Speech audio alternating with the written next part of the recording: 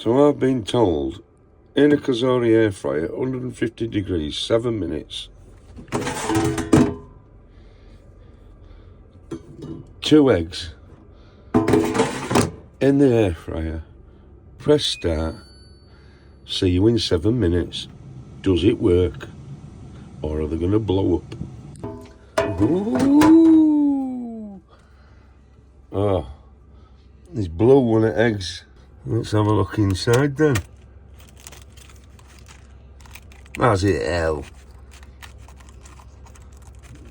Look at that. It's a bit slimy.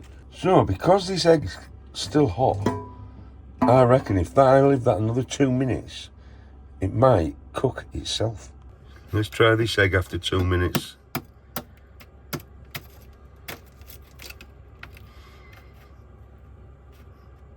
It's dippy egg.